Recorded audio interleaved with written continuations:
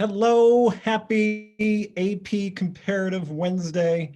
Welcome back to Studio Room to See, where there's always room to see how countries compare. I'm Andrew Canane, broadcasting from the suburbs of Chicago, and welcome back to AP Comparative. It is Wednesday, which means some of you have caught on to some fashion trends. It is officially Quarter Zip Wednesday.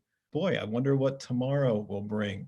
Welcome back to AP Comparative. We are making our way through the key 3 units that we've been told that you need to prepare for content and concepts for this revised AP Comparative exam on May 22nd, 2020, units 1, 2, and we are making our way through unit 3. Today, we are spending our second day on that critical concept of political participation. So we're going to particularly see how, again, how democratic regimes and authoritarian regimes have different treatments of different forms of political participation. So welcome back. Again, I'm Andrew Canane. I teach at Stevenson High School in the suburbs of Chicago, and it's great to have you. No matter what time you are viewing, please download the course description. I think it's super helpful. It's a good, I've had some students reach out about review materials. I think the course description has to be your #1 review material because there's a lot of specific content suggestions and all the concept lists, all the concepts that are fair game for this AP exam are in that course description. You go directly to the PDF and you can go to our website at citizenu.org, put together by Mr. Dan Larson, and make sure you go to the comparative corner, and you can look at Mr. Larson's TikTok for if you're an AP US Gov student, that is.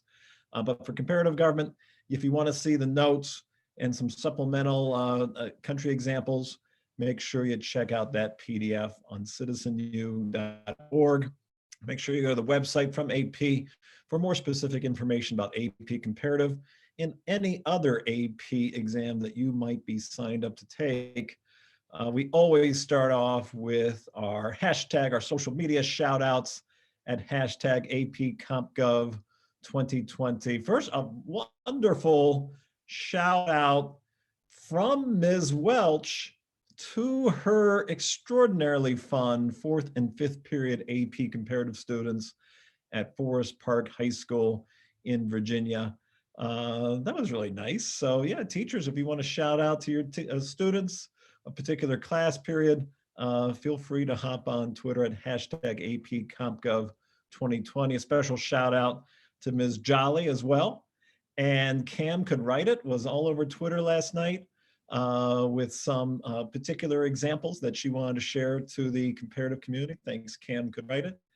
Brian with a really good question about my strategy of crossing out titles, letters, and thesis and evidence 1, and questioning how could you do that.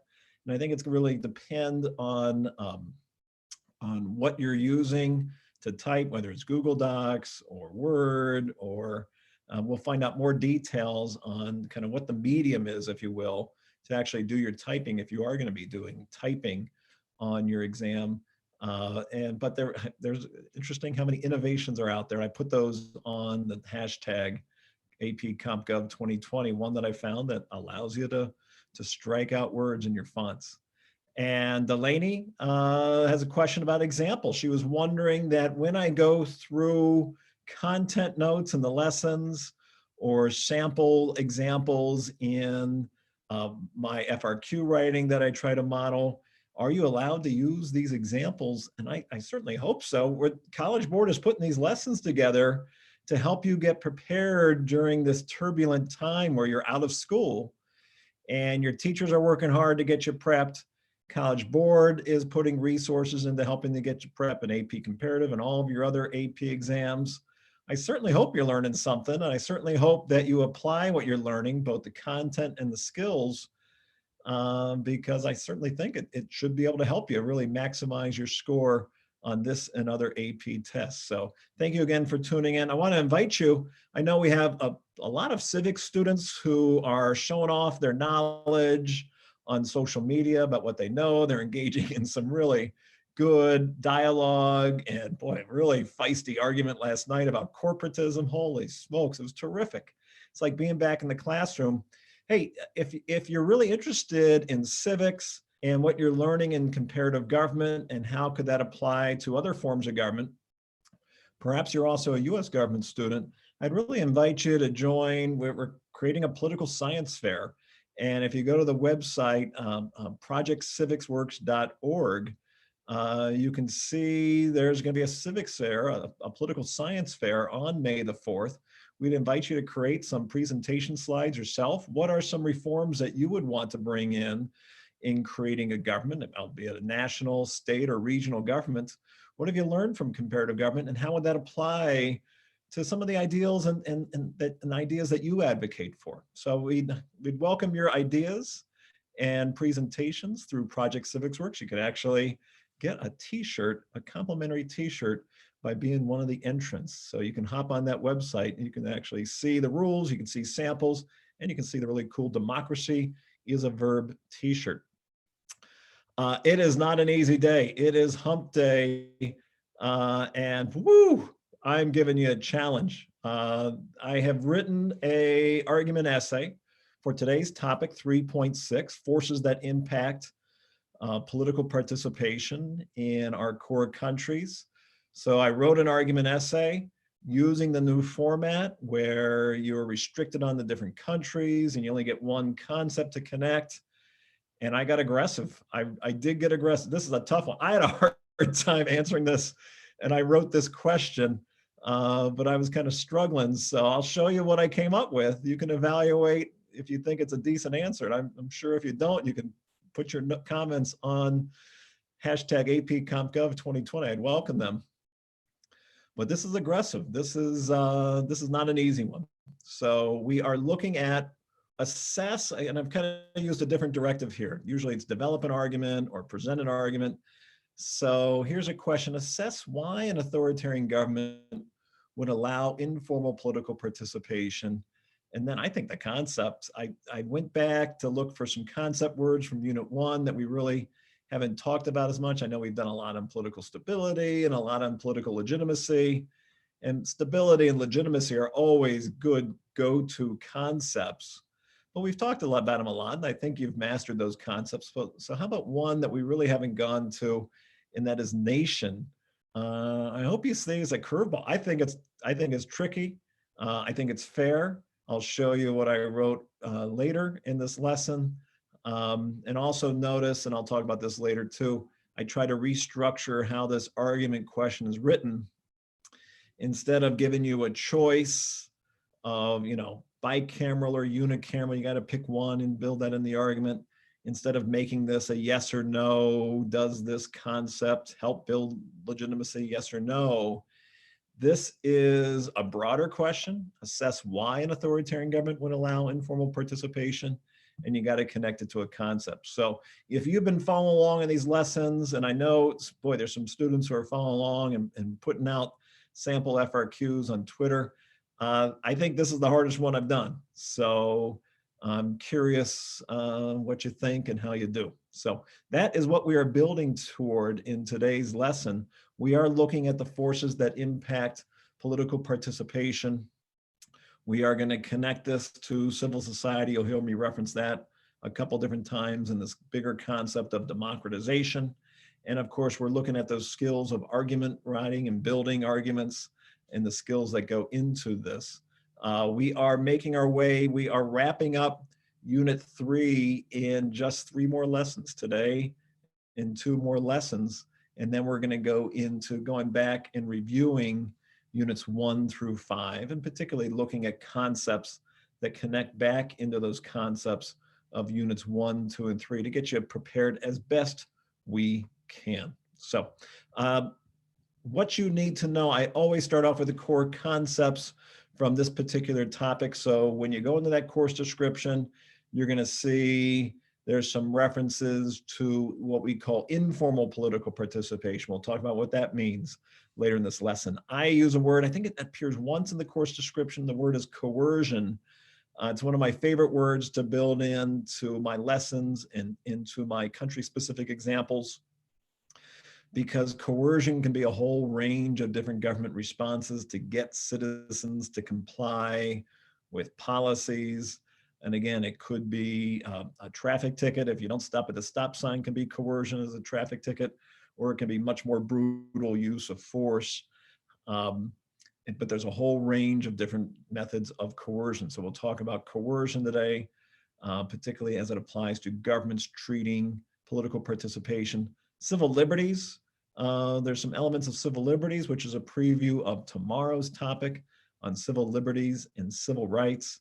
And so when we look at civil liberties and political rights and civil rights, it really becomes a preview of topic 3.7. So I hope you see how the unit 3 really just flows really nicely in terms of the different concepts you have to understand related to political culture in comparative government.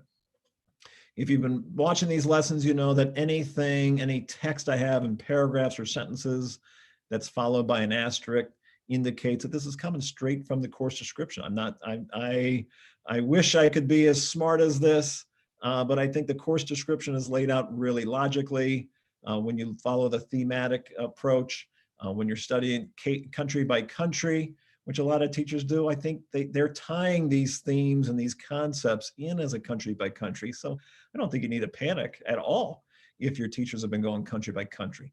It's a very common way to teach, and you can cover all these concepts and themes on a case-by-case basis, which is a wonderful way to learn comparative government. But in terms of understanding where I'm getting these notes, that's where they're coming from, the AP government course description.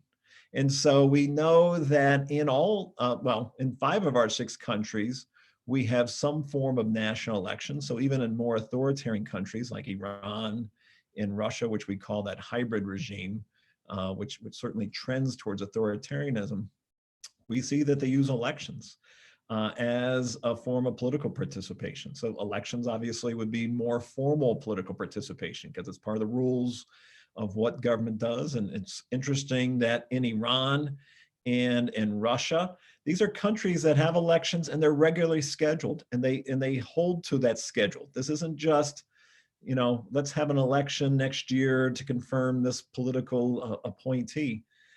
These are regular elections. They're well organized. There are processes that the candidates have to go through to be eligible. And so in that way, elections in Iran and Russia are kind of similar with our more democratic regimes like the United Kingdom and in Mexico and Nigeria, which are trending towards electoral democratization. So there's a lot of commonalities in elections, but then there's a lot of distinct differences in terms of what the results of elections are. And a lot of times those results are predetermined in an authoritarian regime because that process that goes into who's a candidate or actually operating the election are not fair, that those elections are meant to confirm the government's candidates and to block opponents or dissidents to the government. So a case in point would be Iran. Iran, through the Islamic Republic since 1979, has a long history of direct elections for the national legislature, for the president. And yet we know, particularly in the last 15, 20 years, the Guardian Council, which is appointed by the Supreme Leader. Half of the members of the Guardian Council are appointed directly by the Supreme Leader of Iran.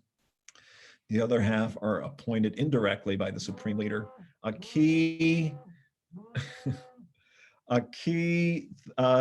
role of the Guardian Council is that they filter candidates. They kind of vet candidates, censor, I suppose you could use, that any candidate who is a more moderate candidate, a candidate who the Guardian Council or the conservative hardliners are suspicious, is opposed to the theocracy, they're not going to be a candidate for the national legislature, the Majlis in Iran. The Supreme Leader has direct control over who the candidates who are eligible to run for president. He can personally vet them, or his assistants can vet them and strike them off a potential ballot. So in terms of who actually gets onto the ballot in Iranian elections, we know that it's the government that has tremendous power.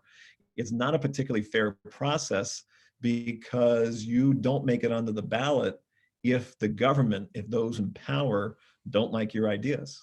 So in that regards, we know that elections are a fraud in Iran, that they really don't lead to a potential for a person or a faction that's out of power to actually rival the government's faction that's in power. And then in Russia, you see, again, a varying degree of elections. We know that Russia has a number of parties outside of the United Russia Party. United Russia is the dominant party in Russia. It's Putin's party. And it's really been the dominant party in Russian politics and elections since 2000, for the last 20 years. We know that there are other parties. We know candidates from those other parties do get elected. Well, we also know that there are some examples, some high profile examples of notable candidates who are no fans of Putin, no fans of United Russia, have been harassed, have been targeted with blackmail, with extortion. And in the case of Alexei Navalny, who's a prominent human rights activist, really outspoken in his criticism of Russia's government, of Putin and United Russia. Case in point, in the last presidential election, 2018, he wanted to run for president, had enough signatures on petitions to qualify under Russian laws, but he was not allowed to run because he had a previous corruption charge. And the government said that corruption charge invalidated him for running for office, which is a very common technique in an authoritarian government that holds elections. This is what we call the rule by law, where the laws apply differently to those who are out of power, that those who are out of power can easily find themselves being investigated, accused, prosecuted for corruption or tax evasion. Once that's on your file, it prohibits that person from seeking higher office through election.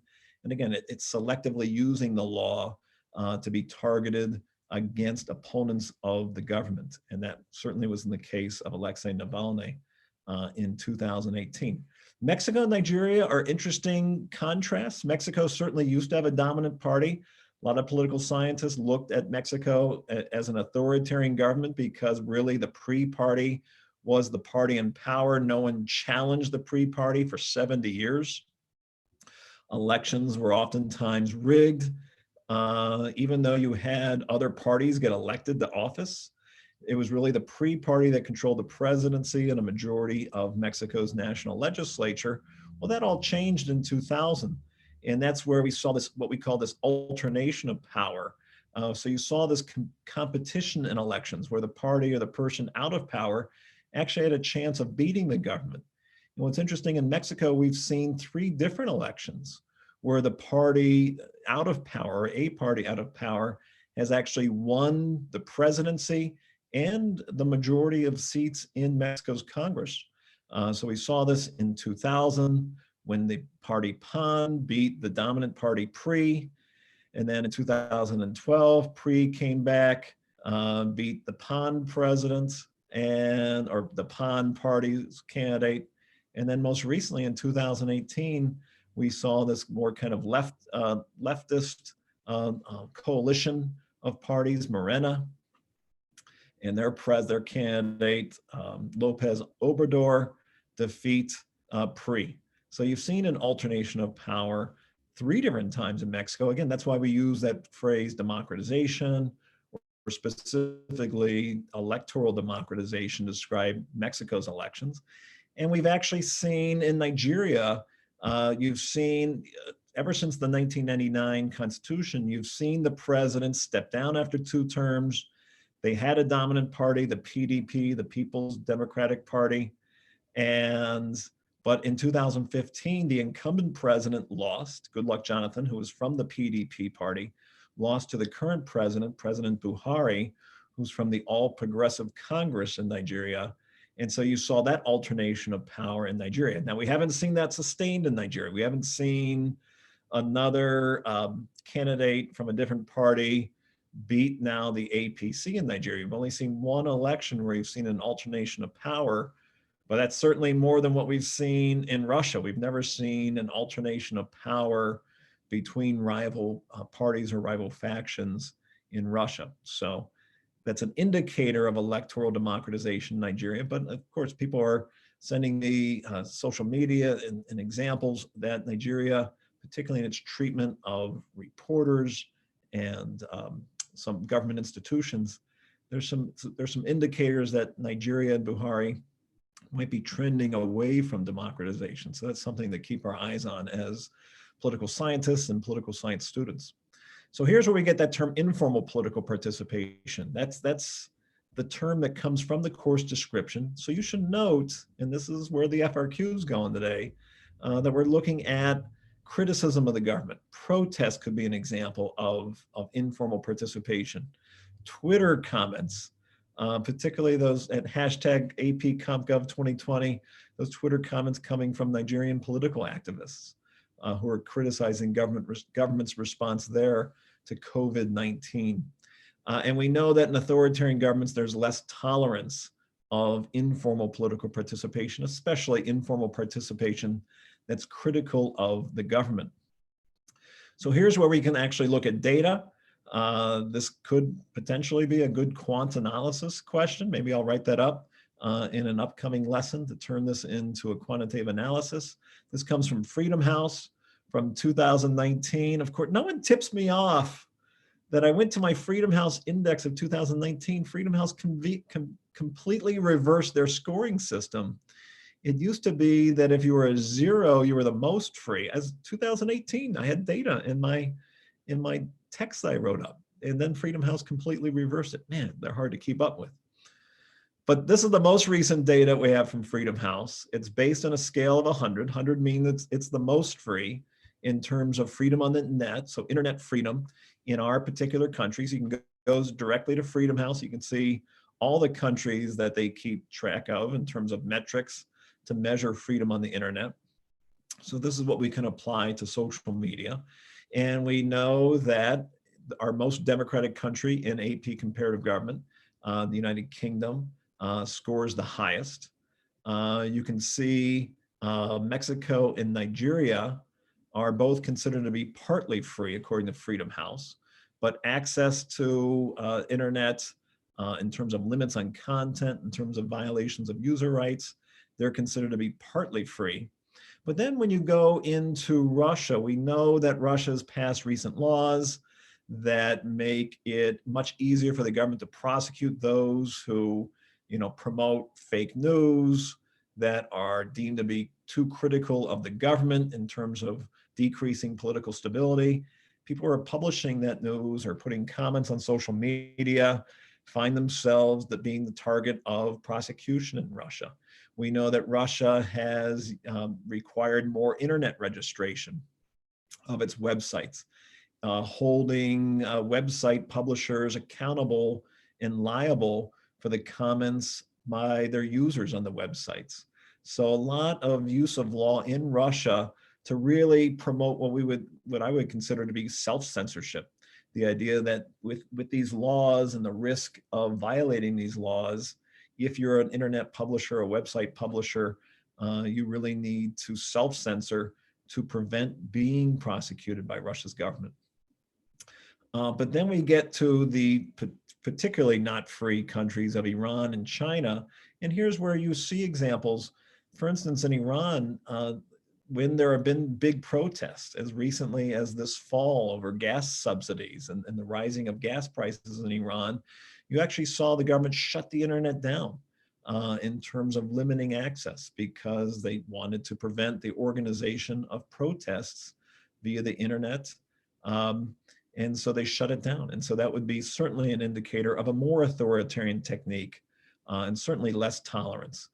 China and Iran are particular with using technology to try to trap and track dissidents, those who are opposed and critical of the government, and actually using the government not just to monitor, but to actually prosecute those who they deem to be engaging in speech or activities that are seen by the government as trying to compete with the government as a power. And certainly China is notorious for this with its Great Firewall that censors content. The example my students come up with all the time is that you can't search Tiananmen Square on Chinese internet and get any information regarding the student protest movement in 1989, much less the government crackdown on that protest in 1989. So that government censoring content off of the Chinese internet with the Great Firewall. So that's what we would consider to be informal political participation. And of course, we talked earlier about formal political participation, access to voting, and then cracking down on protests that the government deems to be disruptive. Authoritarian regimes tolerate mass protests and movements less than democratic regimes. So some of this is common sense and logical with your understanding of how authoritarian governments treat participation. And certainly some notable examples of protests in government responses. In China, of course, what I was just mentioning with Tiananmen Square. More recently, you've seen the umbrella protests in Hong Kong in 2014, and really recently, protests regarding the extradition law that would make it easier to extradite and move those who are critical of China's government to mainland China for prosecution and detention. And certainly before coronavirus, that was a big story in China and Hong Kong, and the violence that was taking place as a response to those protests, and some of the protesters using political violence as a way to express their sentiment. And you contrast that with, there are some protests that China allows. There are a lot of protests at the village level about environmental contamination of groundwater. And in some cases, the government allows that, particularly if those protests are directed at a foreign ownership of a factory, or if there's a labor protest about working conditions in a factory or a business that's owned by a foreign entity. The Chinese government is much more likely to allow those protests to take place if they're directed, if the sentiment of those protests is directed at foreigners or outside business owners. But once that protest starts targeting government officials, or once that protest starts questioning the legitimacy of the Communist Party, those protests are quickly and forcefully shut down. But there are some protests that are allowed, particularly if they're aimed at outsiders, at foreigners, and outside interests. In Iran, we know, as mentioned before, I've mentioned before the protests against the election fraud, or the perceived election fraud in the 2009 presidential elections, called the Green Revolution. And more recently, protests that turned violent, with very violent, oppressive government response to those protests, that started off as protests against rising gas prices in Iran. And quickly, in many of those protests, started questioning, again, the legitimacy of the supreme leader and Iran's Islamic theocracy. And a lot of force used in Iran towards those protesters. Mexico has their version of violent protests, or violence towards protests. In 1968, students who were protesting against the government's essentially gentrification of neighborhoods in Mexico City, related to Mexico City hosting the Summer Olympics. And there was violence by security forces towards those students. That's been investigated, but really never solved in terms of who was responsible in the government for ordering the shootings of those students. And then related to that, in 2014, you have what's called the missing 43 students. These were students heading towards Mexico City to engage in a kind of a memorial protest about that 1968 atrocity by government forces. And these 43 students in 2014, the bus they were riding in was commandeered by police forces who may or may not have been connected with organized crime and drug cartel. And those 43 students were presumed dead, killed, lots of violence, signs of violence at the bus. And it's called the missing 43. So if you Google that, you can, that would be in some cases like a local government response, or corrupt police force, or corrupt security forces connected with criminal elements responding to protests.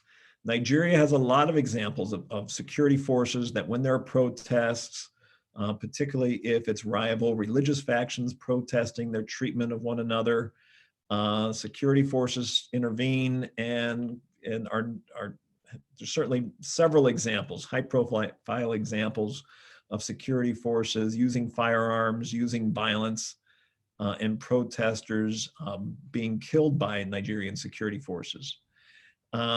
We see examples of that in Russia, particularly with the 2011 and 2012 protests and some other major protests that are large that the government tries to put down with more coercive force. You also see Russia and Iran particularly using counter protests.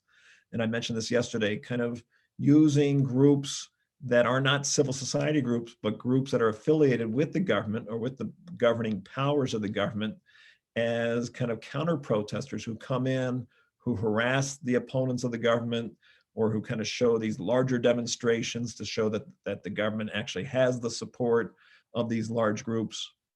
And of course, we know there are examples that when the police are come in and you maybe see a protesting against Putin or United Russia, and then this larger counter protest group, you can imagine that the police tend not to treat those groups equally.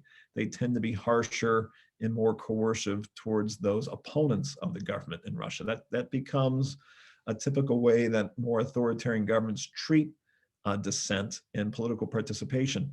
You contrast that with one of the more interesting protests that was actually successful in Russia, occurred 10 years ago, where the government of Russia approved a highway construction through a really famous forest. Think of it like a national park. I think it's called the Kamiki Forest.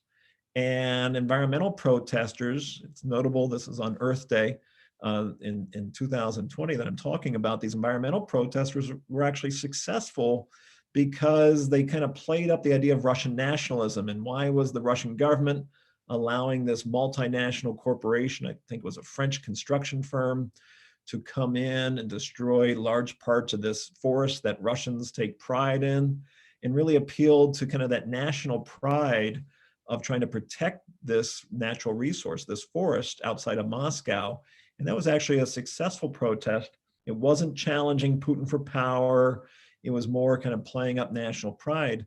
And it was the government of Russia actually had to respond and change the construction plans to be to take down less of the forest. And then United Kingdom, another example of protests and the government's response. You know, there was violence applied to the students who were protesting college tuition prices in the United Kingdom in 2010. Certainly there was protests and there was violence by British police towards those protesters. But we know that in a democracy, you're allowed to sue for abuse of police forces. You're much more likely to win those lawsuits. You're much more likely to be able to hold the government accountable if damages are caused in a court of law, because a democracy has more rule of law to hold the government accountable after the fact if government gets too violent. So if you have an ideal way that an authoritarian government can shape participation, if you have something you've read about, I guess, an authoritarian government and how they rig elections, I can think of some examples that are pretty creative.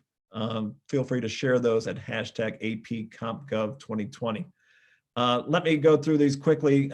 These are the questions, and then we'll get into that really tricky free response question. So which of the following most distinguishes elections and democratic regimes from elections and authoritarian regimes? And I don't think you're gonna have a hard time with that. That the level of competitiveness between ruling party and opposition parties is a key distinguishing feature. Similar question, while democratic regimes allow for competitive elections, which of the following best describes elections and authoritarian regimes? And again, we're going to go through these quickly today. I think you can figure out pretty quickly that authoritarian regimes use different techniques to predetermine election outcomes. So in a democracy, there's an unknown element to elections. In authoritarian governments, oftentimes they try to rig the outcome. Question 3, while authoritarian regimes are less likely to tolerate political dissent on social media, how do democratic regimes commonly treat social media? And I think you would know that by tolerating most political criticism on social media. There's certainly limits that even in democracies, they can use to limit speech, particularly speech that becomes violent or threatens violence, but most political criticism would be tolerated in democracy. Here's that data set I showed you earlier. Which country is least likely to shut down the internet during national protests? And that's an easy one. And then a little bit more implication. Oh, you can get this quickly. The data suggests the success of China's use of what technology to restrict internet freedom? And I know you know what the Great Firewall is. So there's some multiple choice. We're getting into that tricky free response. This patterns after, if your teachers talked about the argument essay, they usually described it as free response question 4. It'll actually be the first free response on your AP comparative test on May 22nd.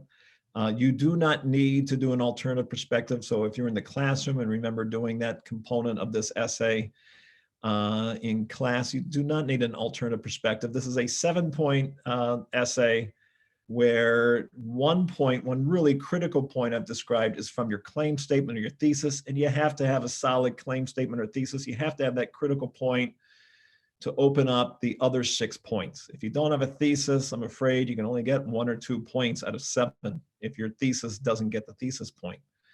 But if you can get that thesis point, man, you can open up up to 3 points for your first evidence paragraph and up to 3 points for your second evidence paragraph if there's really solid reasoning, and if you connect your answers back to the theme and also connect that word, that concept word. And I think it's a tricky concept word today, nation. So assess why an authoritarian government would allow informal political participation.